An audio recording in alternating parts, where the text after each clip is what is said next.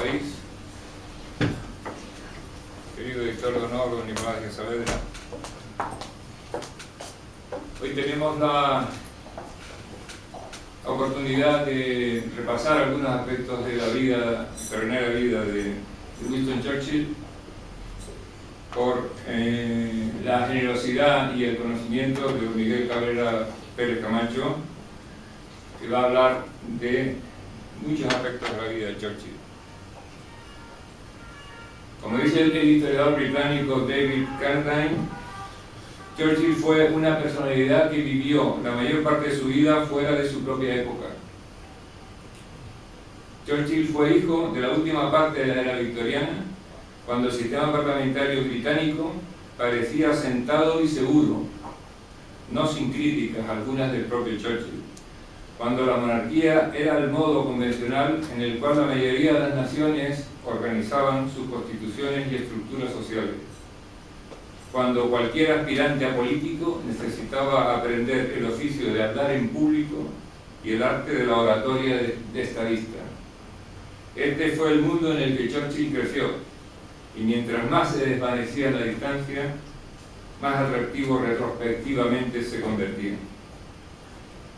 Churchill, que ocupó cargos del gobierno británico durante la Primera Guerra Mundial, durante la Segunda, como todos saben, como primer ministro, que fue un hombre extraordinario, escritor, militar, periodista, articulista, en fin, una cantidad de facetas de su personalidad impresionante. También fue objeto de un estudio por parte de nuestro compañero de la Junta Directiva de la Real Sociedad Económica, Manuel Mora Lourido, el libro editado por nosotros en el año 2007, Churchill entre Cuba y Canarias, en 2007. Y para hablarnos de Churchill, les doy la palabra a don Miguel Cabrera.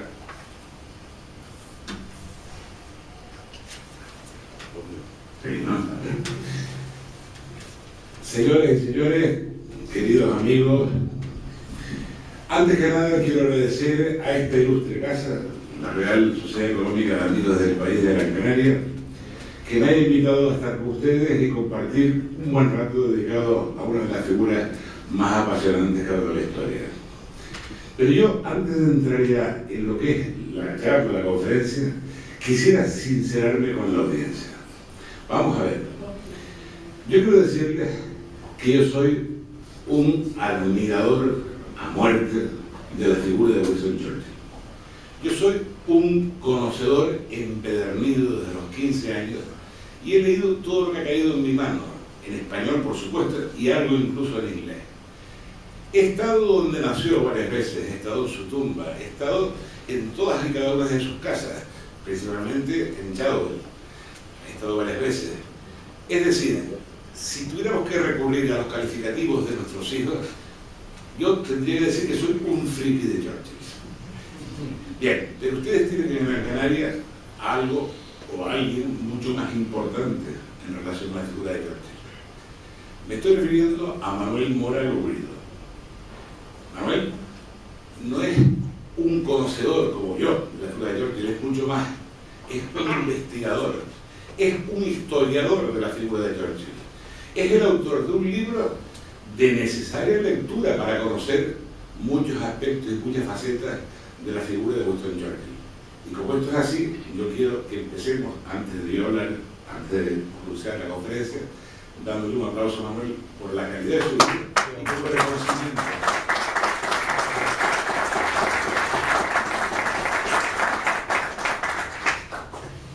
Ningún estadista del siglo XX ha sido tan estudiado, tan analizado y tan biografiado como Winston Churchill. Y además, tanto por historiadores y críticos del ámbito de la derecha como de la izquierda.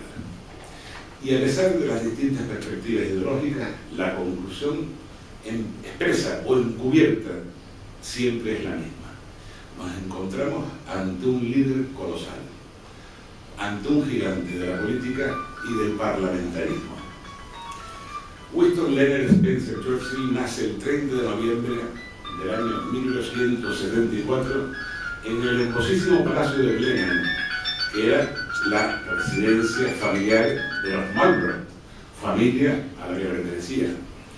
Saga fundada por John Churchill, el primer duque, el célebre Mambrú de la no menos célebre canción Mambrú se fue a la guerra. Churchill nace sietemesino del matrimonio integrado por Lord Randolph y la bellísima norteamericana Jenny Lerone. Lord Randolph fue brillante parlamentario, ministro de Hacienda.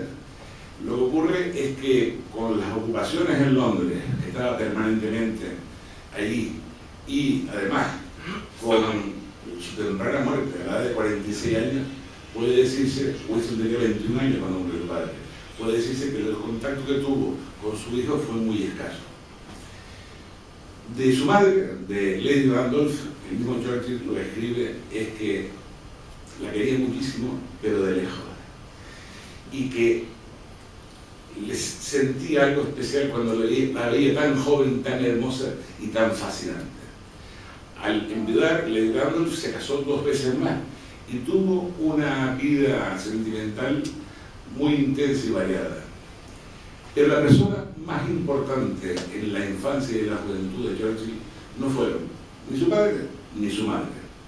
Fue su niñera, una mujer entrañable que tuvo una importancia enorme en su formación juvenil, la entrañable Elizabeth Everett, niñera a la que él guardaría un cariño eterno en cuanto a su recuerdo hasta que él murió. Siempre habló de su entrañable Nanny. Los primeros estudios de Churchill son en la escuela de Harrow. Es una escuela de la cual salieron 5 primeros ministros. Imagínense ustedes, tremenda escuela se creaba en ese colegio, el colegio de Harrow. De Harrow hay testimonios de sus maestros en los cuales se dijo que era un alumno mediocre, no era un alumno brillante. Sin embargo, sus profesores reconocían que tenía una memoria fenomenal y que había algo en él de especial que valía la pena intentar sacar a la luz. La escuela de Harrow pasa a la Real Academia Militar de Sandhurst, donde le cuestan 3 intentos de ingresar como cadete de caballería. Lo consigue al tercer intento y sale octavo de una promoción de 150. Ahí está pues como cadete de caballería en los años 1983 y 1984. En el año 1893 y 1894. Al año siguiente, en 1895, ya va destinado a Cuba. Pero no en activo, sino como observador, con estatuto de observador. Escribiendo sus crónicas para el Daily Graphic y también siguiendo todos los movimientos que hacían las tropas españolas contra los rebeldes mambises. Bien, no tanto hay que decir que allí recibió su primera condecoración, precisamente otorgada por el gobierno español, la Cruz al Mérito Militar con distintivo rojo. Lo que hay que pensar allí muchas veces que tal vez ese estatuto de observador, conociendo a Churchill, conociendo cómo era el carácter de Churchill, tal vez ese estatuto de observador no fue siempre respetado, pero en fin, es una mera suposición. Su primer destino como ya alférez del 4º Regimiento de Dulces de la Reina es en la India en 1896, donde ahí acredita un enorme desprecio por el peligro, un valor extraordinario. Sus mandas y sus compañeros lo recuerdan como un joven algo egocéntrico, como una persona muy segura de sí misma, como una persona convencida de que era un joven destinado a ser alguien en la vida. Y esa característica le va a acompañar siempre junto a una extraordinaria personalidad. En la India empieza a escribir para el Daily Telegraph y para otros periódicos y hace su primera incursión en la narrativa literaria con la novela Malakand. Bien, en el año 1898 y gracias a los contactos de su madre consigue dejar la India y que lo manden al Sudán, a la guerra que comenzaba contra los derviches a las órdenes del general Kitchener. Bien. Al igual que en la India, Churchill, jovencísimo, participa en la batalla de Omdurman contra los derviches y podría decirse que esa batalla fue la última carga de la caballería inglesa. Después de esa batalla, en el año 1898 no hubo más cargas de la caballería. Fue el principio de una desigual lucha entre la técnica y las lanzas y los fusiles. Es decir, el ejército inglés estaba armado con ametralladoras hasta las cejas, y aquello fue una masacre inmensa de derviches. Murieron entre 9.000 y 10.000 derviches, fueron derrotados obviamente frente a 46 ingleses, y se acabó el problema de los derviches. Pero Churchill fue muy duro con el que había sido su general en Sudán, o general Kitchener, y lo criticó muy duramente en todos sus escritos posteriores. Primero por la impiedad con los prisioneros heridos, y después porque cogió y profanó la tumba del Mahdi, el líder derviche, líder político religioso derviche, muerto 12 años antes. Sacó los restos de la tumba, los tiró al Nilo y conservó el cráneo como tintero. Bien, todo esto lo puso él de relieve y con dura crítica en su libro, su segundo libro ya, La Guerra del Río, The River War, refiriéndose al Nilo, que fue la ocasión para él darse de baja provisional en el ejército, dejar el ejército y preparar su ingreso en el Parlamento. Las elecciones parciales fueron el día 6 de junio de 1899. Él se presentaba como candidato conservador, tenía 24 años y no logró salir elegido. Tremendamente triste por su primer fracaso electoral, Churchill, sobre la marcha, se va a Sudáfrica. Consigue también que lo pongan al frente de un batallón, su rango de teniente, aunque también iba como corresponsal del Morning Post, es decir, iba en doble condición, periodista y teniente de caballería. Que lo pongan en un destacamento de peligro, y efectivamente al cabo de 2 semanas de llegar, el tren blindado en el que viajaba cae en una emboscada de los Boers, es cogido prisionero Winston Churchill y lo envían a Pretoria, donde al cabo de 24 días escapa, haciendo un audaz, valeroso y descarado viaje por territorio enemigo de varias semanas hasta llegar a la colonia portuguesa de Lorenzo Marqués y de ahí al dominio británico de Durban. Los Boers habían puesto precio a su cabeza, vivo o muerto. No era un prisionero cualquiera, era un Churchill. Y la noticia de su fuga se publicó en todos los periódicos del mundo. A los 25 años después, Winston Churchill era una celebridad, 25 años, y un héroe de guerra en Inglaterra. A partir de ese momento, todo lo que dijera o hiciera iba a ser comentado, si estuviera o no de acuerdo con él. Tal es así, en el año 1900, al año siguiente, ya se presenta otra vez a las elecciones como candidato conservador en el mismo distrito electoral donde había sido derrotado 14 meses antes, Oldham, distrito de Oldham, y sale elegido.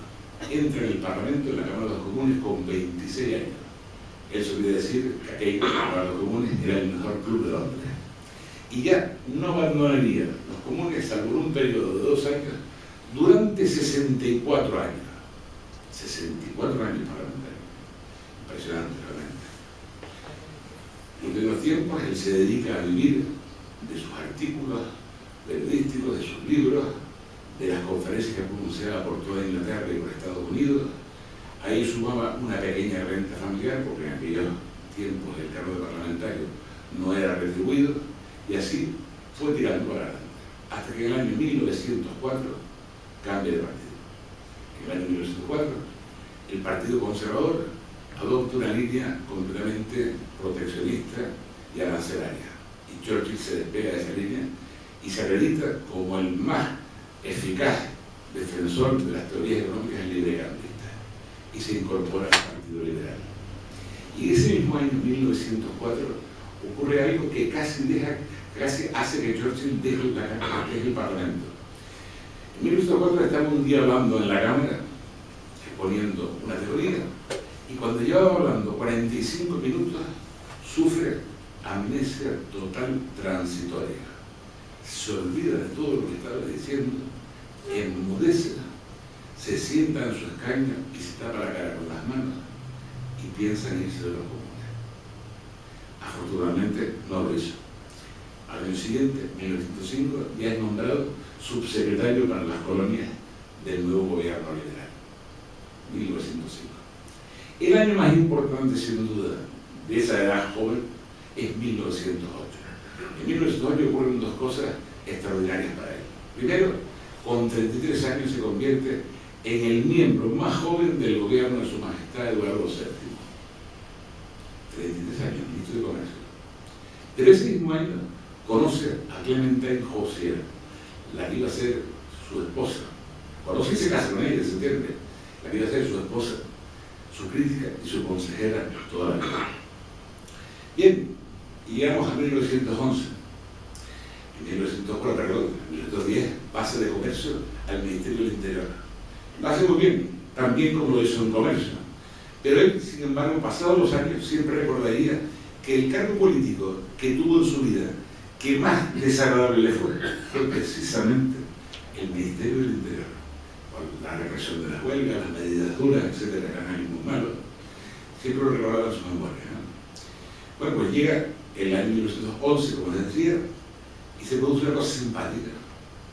Eran tres íntimos amigos, que eran Winston Churchill, Lloyd George, que luego sería su primer ministro, y Lord Birkenhead. Los tres son invitados a integrarse en el club, ¿no? el lugar y el grupo más excelente de la sociedad política de Londres. Y bueno, ellos muy contentos dan su consentimiento. Y en el momento de la admisión formal de los tres, les ponen bola negra a los tres. Churchill, cuando se ve que le había invitado a integrarse y que en el momento de la admisión formal le ponen bola negra, en vez de enfadarse, se pone de acuerdo con los otros dos, con Lloyd George y con Lord Birkenhead, y crean el Other Club, el otro club. Crean el otro club que llegaría a ser más famoso incluso que el club, y se reúnen a cenar todas las semanas como mínimo una vez en el restaurante del Hotel Savoy. Ese mismo año de 1911, el primer ministro Asquith lo nombra primer Lord del Adelantado, es decir, ministro de la Marina de Guerra de Su Majestad. Y ese cargo estaría hasta 1915, hasta la mitad de 1915. El motivo formal de su cese en 1915 fue el nacimiento de un nuevo gobierno liberal conservador. Pero realmente ese fue solamente el motivo formal. La causa real fue el desastre de la campaña de los Dardanelos, por él inspirada y por él dirigida, esencialmente, no exclusivamente, por el cual se había intentado conquistar Estambul y dejar a Turquía fuera de la guerra, tanto por tierra como por mar. Aquello fue un desastre. Desde la perspectiva naval, los ataques de la flota inglesa contra los fuertes turcos todos fracasaron, y además el desembarco en Galípoli fue una masacre de soldados australianos, neozelandeses, ingleses y en menor medida turcos. Yo estaba allí en Galípoli. Si ustedes van algún día a esa zona de la costa turca, pueden ver un emotivo mensaje del presidente Atatürk, el padre de la patria turca, grabado en roca. Muy lindo, muy emotivo. Porque ocurre que los soldados turcos que defendían aquellas costas están enterrados prácticamente al lado de los soldados invasores neozelandeses, australianos e ingleses. Entonces Atatürk mandó imprimir allí, escribir una frase en roca que dice más o menos así: ¿qué más da los ioníes occidentales y los Mehmets turcos, donde ellos están los unos junto a los otros? Ustedes, las madres que enviaron a sus hijos, secaron las lágrimas. Ellos descansan en nuestro seno y en paz. Después de haber perdido su vida en nuestra tierra, se han convertido también en nuestros hijos. Una cosa muy bonita. Y efectivamente comparten casi, las fosas están pegadas las unas a las otras. Bien, el hecho es que aquello, desde la perspectiva estratégica, fue un desastre.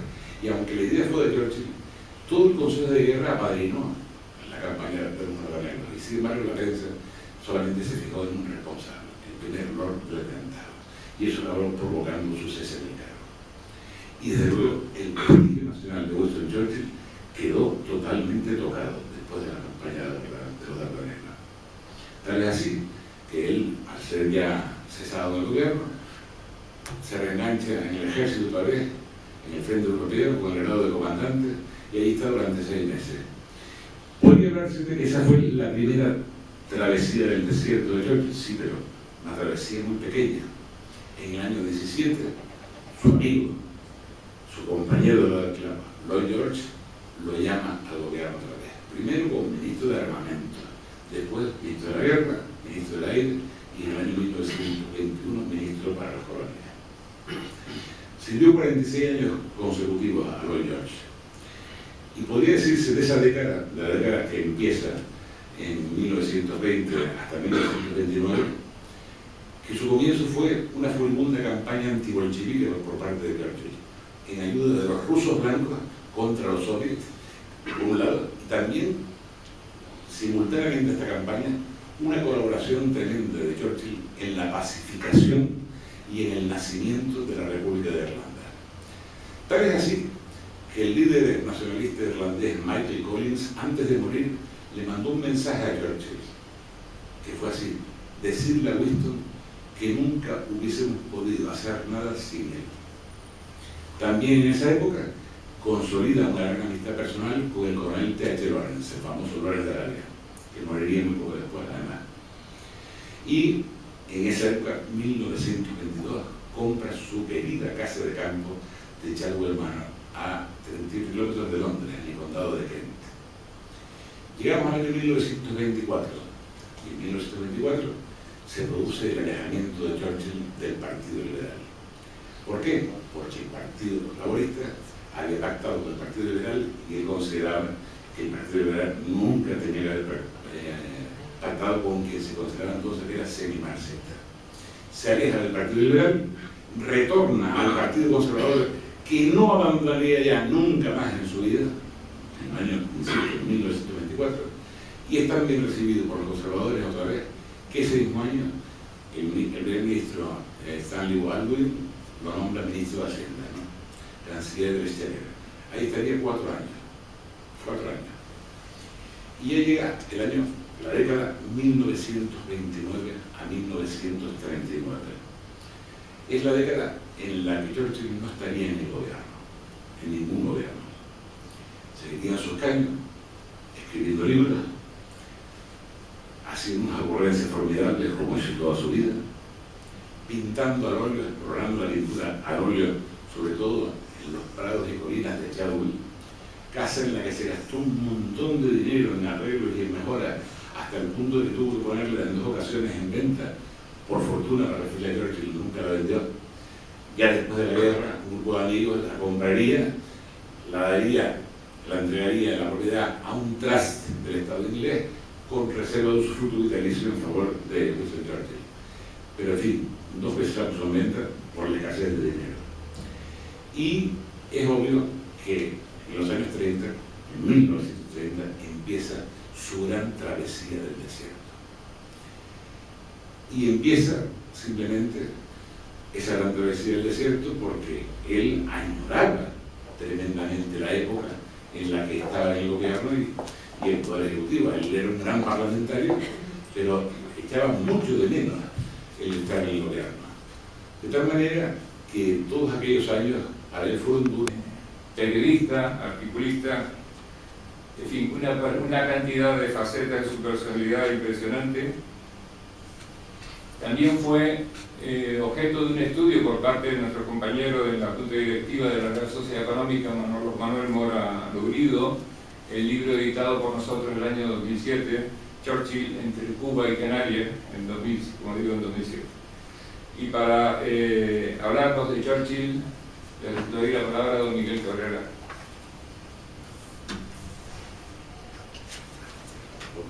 Sí, ¿no? Señores y señores, queridos amigos, antes que nada quiero agradecer a esta ilustre casa, la Real Sociedad Económica de Amigos del País de Gran Canaria, que me ha invitado. Tendría que decir que soy un friki de Churchill. Bien, pero ustedes tienen en Gran Canaria algo o alguien mucho más importante en relación a la figura de Churchill. Me estoy refiriendo a Manuel Mora Lugrido. Manuel no es un conocedor como yo de la figura de Churchill, es mucho más, es un investigador, es un historiador de la figura de Churchill, es el autor de un libro de necesaria lectura para conocer muchos aspectos y muchas facetas de la figura de Winston Churchill. Y como esto es así, yo quiero que empecemos, antes de yo hablar antes de cruciar la conferencia, dándole un aplauso a Manuel por la calidad de su vida y por el reconocimiento. Y seguro, no sin críticas algunas del propio Churchill, cuando la monarquía era el modo convencional en el cual la mayoría de las naciones organizaban sus constituciones y estructuras sociales, cuando cualquier aspirante a político necesitaba aprender el oficio de hablar en público y el arte de la oratoria de estadista. Este fue el mundo en el que Churchill creció, y mientras más se desvanecía la distancia, más atractivo retrospectivamente se convertía. Churchill, que ocupó cargos del gobierno británico durante la Primera Guerra Mundial, durante la Segunda, como todos saben, como primer ministro, que fue un hombre extraordinario, escritor, militar. Estar con ustedes y compartir un buen rato dedicado a una de las figuras más apasionantes que ha dado la historia. Pero yo, antes de entrar ya en lo que es la charla, la conferencia, quisiera sincerarme con la audiencia. Vamos a ver. Yo quiero decirles que yo soy un admirador a muerte de la figura de Winston Churchill. Yo soy un conocedor empedernido desde los 15 años y he leído todo lo que ha caído en mi mano, en español por supuesto, y algo incluso en inglés. He estado donde nació varias veces, he estado en su tumba, he estado en todas y cada una de sus casas, principalmente en Chadwell. He estado varias veces. Es decir, si tuviéramos que recurrir a los calificativos de nuestros hijos, yo... del país, querido director de honor, don Nicolás de Saavedra, hoy tenemos la oportunidad de repasar algunos aspectos de la vida, extraordinaria vida de Winston Churchill, por la generosidad y el conocimiento de don Miguel Cabrera Pérez Camacho, que va a hablar de muchos aspectos de la vida de Churchill. Como dice el historiador británico David Carradine, Churchill fue una personalidad que vivió la mayor parte de su vida fuera de su propia época. Churchill fue hijo de la última parte de la era victoriana, cuando el sistema parlamentario británico parecía sentado